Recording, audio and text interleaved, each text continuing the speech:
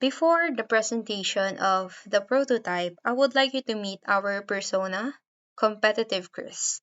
Chris is an 18 to 25-year-old student athlete who is physically active and technically proficient in their chosen sport. His strengths includes being active, technically proficient, and of course is physically fit.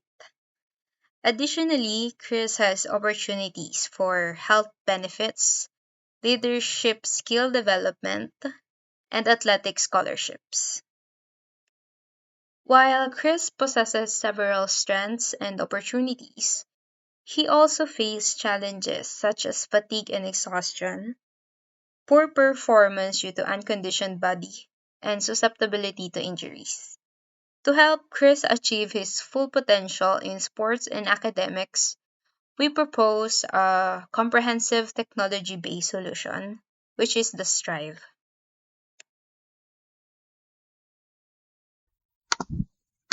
So introducing Strive, the ultimate app designed to revolutionize athletic performance and well-being.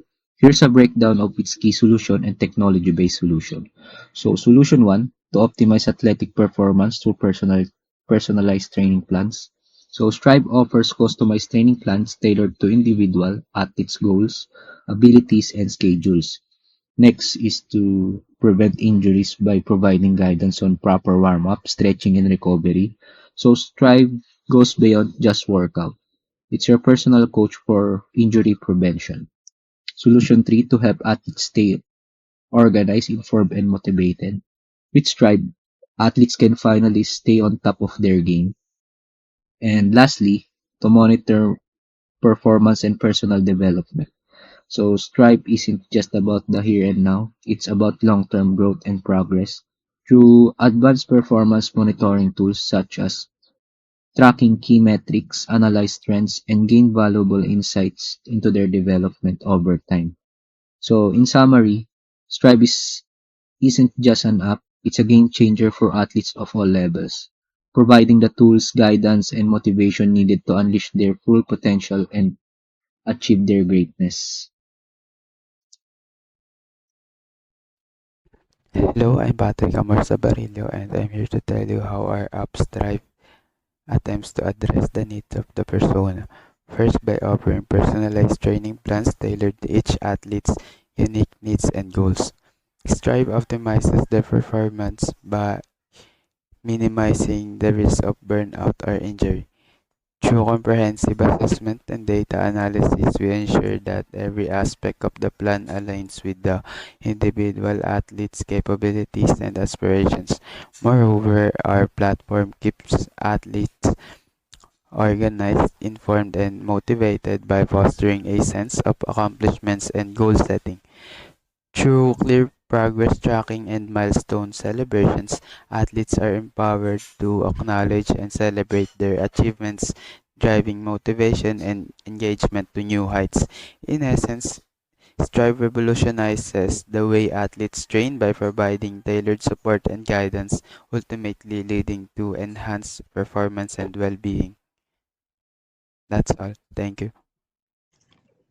Hello guys, I will demonstrate our prototype made on Figma.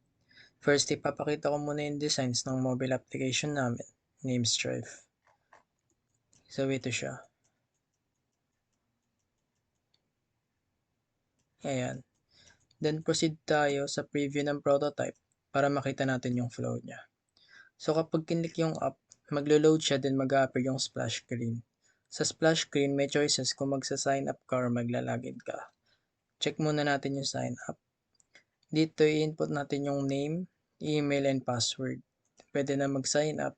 And kapag nakalimutan mo naman yung password mo, pwede mong i-click yung forgot password, then mare-recover mo siya gamit yung email.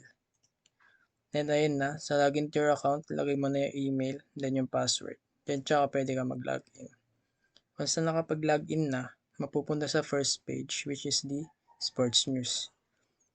Dito pwede ka mamili kung anong specific sport lang gusto mong makita, like basketball or volleyball. Then dito, sa latest, pwede mong i-click to, then makikita mo yung content niya.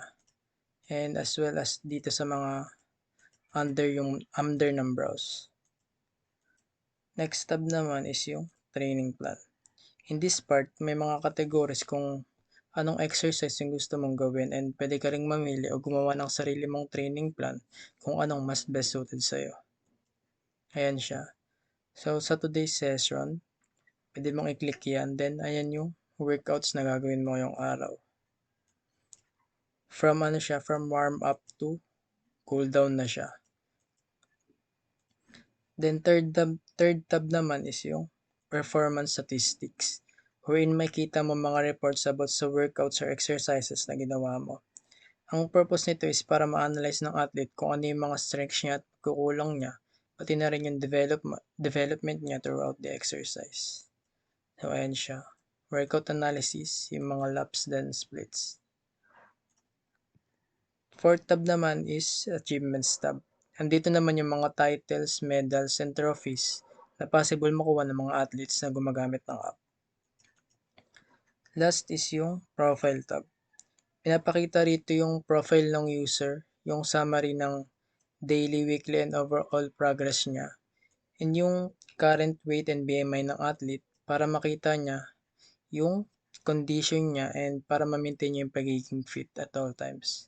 So, ayun lang. Thank you.